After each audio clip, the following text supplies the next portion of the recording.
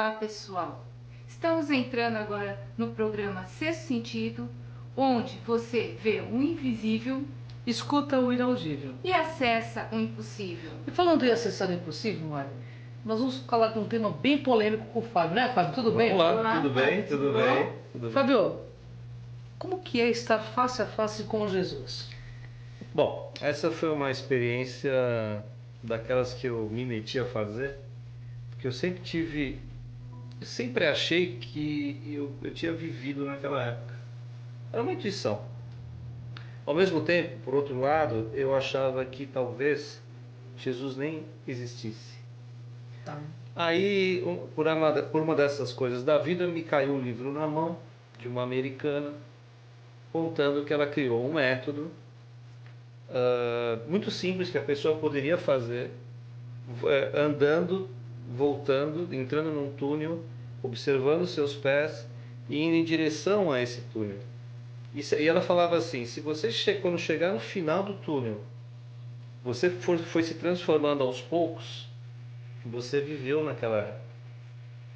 Se você chegar no final do túnel e tiver um buraco negro, preto, você não esteve lá.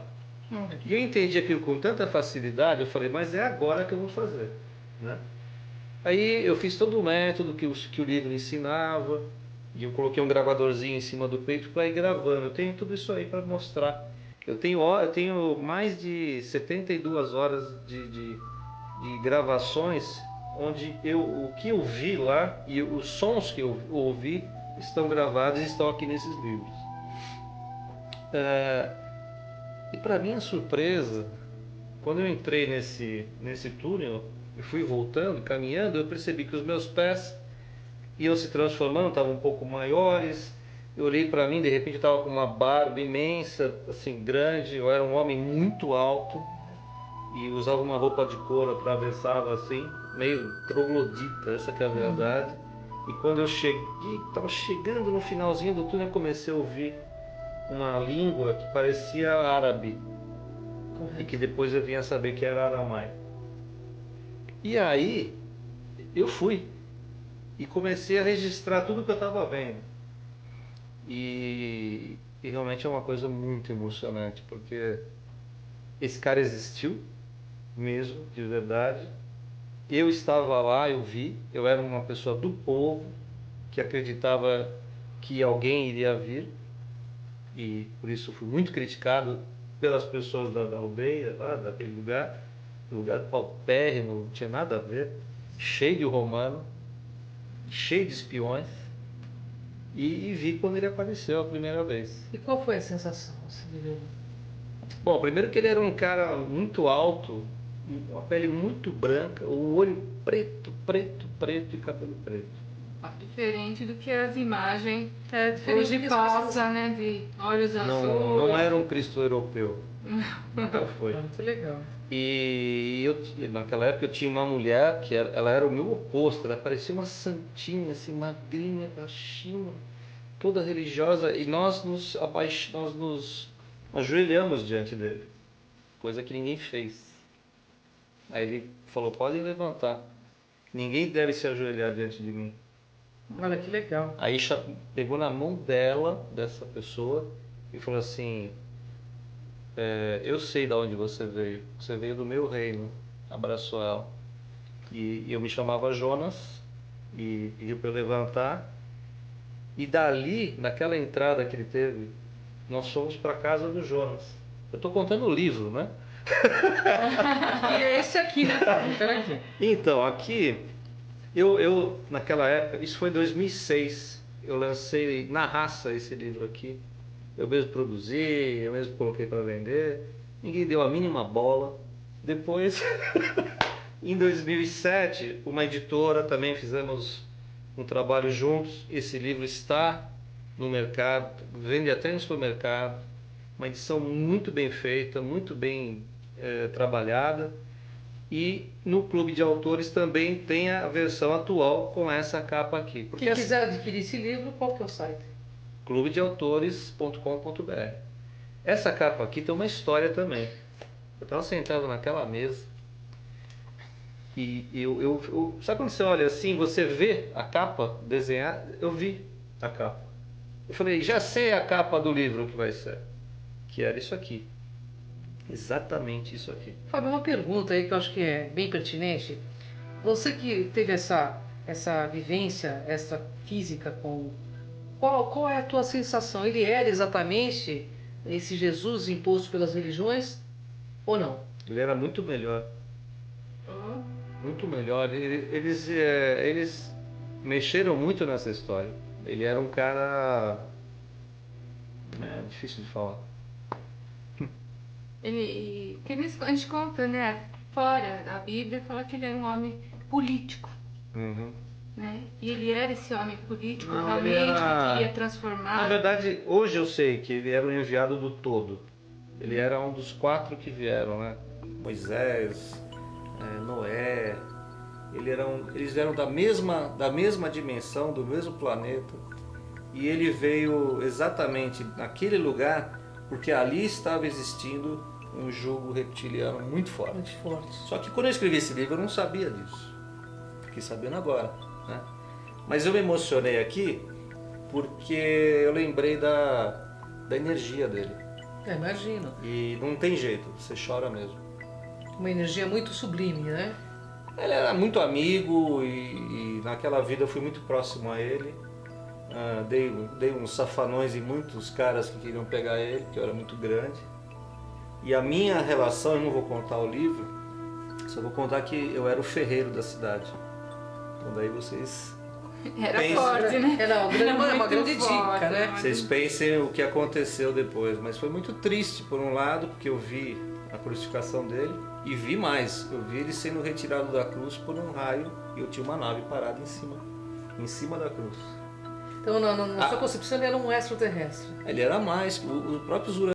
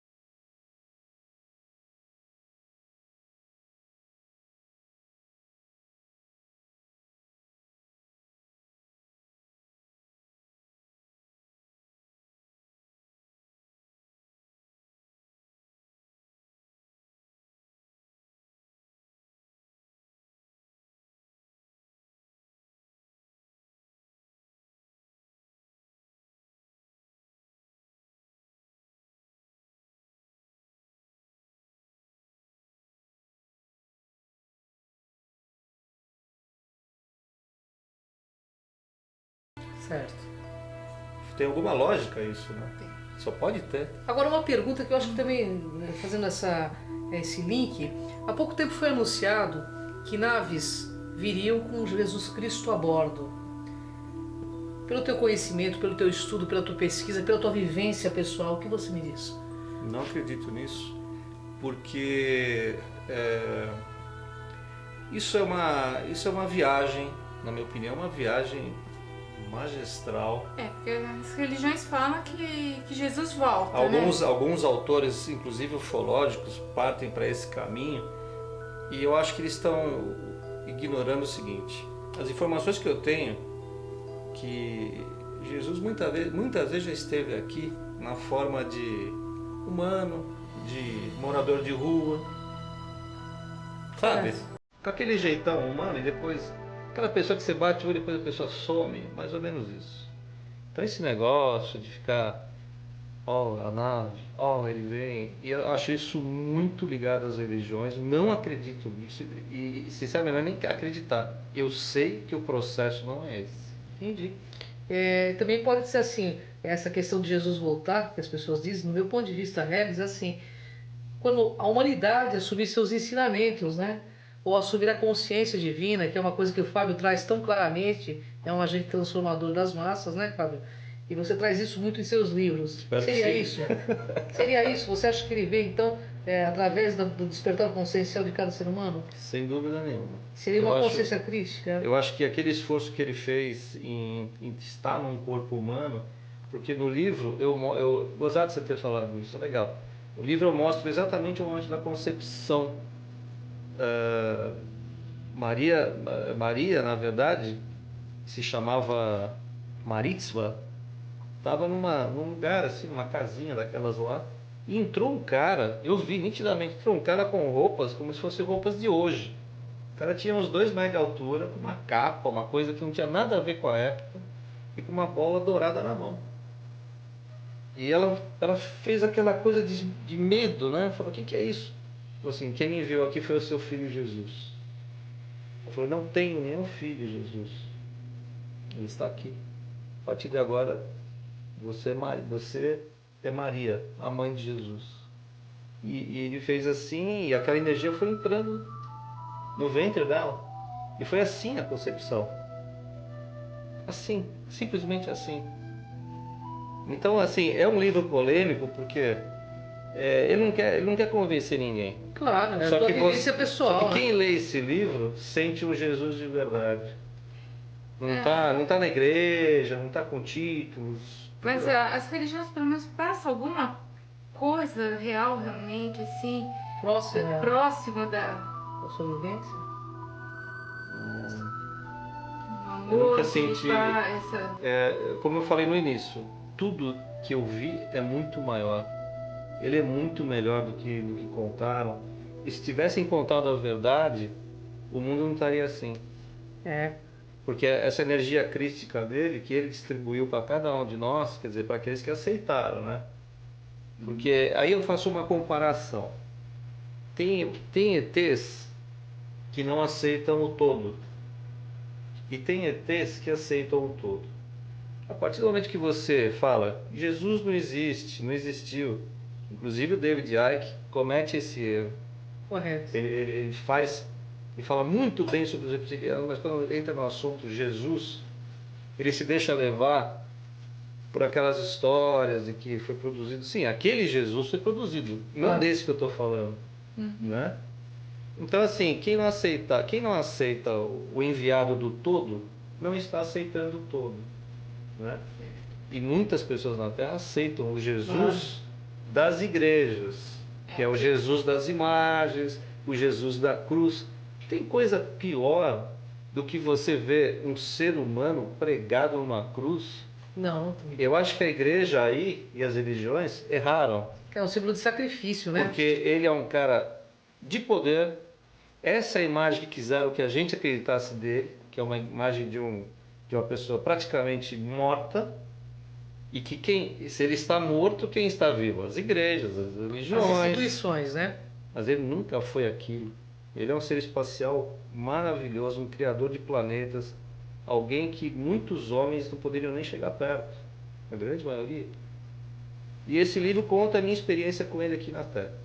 Então, Operação Cavalo de Troia tem alguma coisa a ver com aquele relato que Fênix fala? Eu li esse livro quando eu era adolescente, eu acho.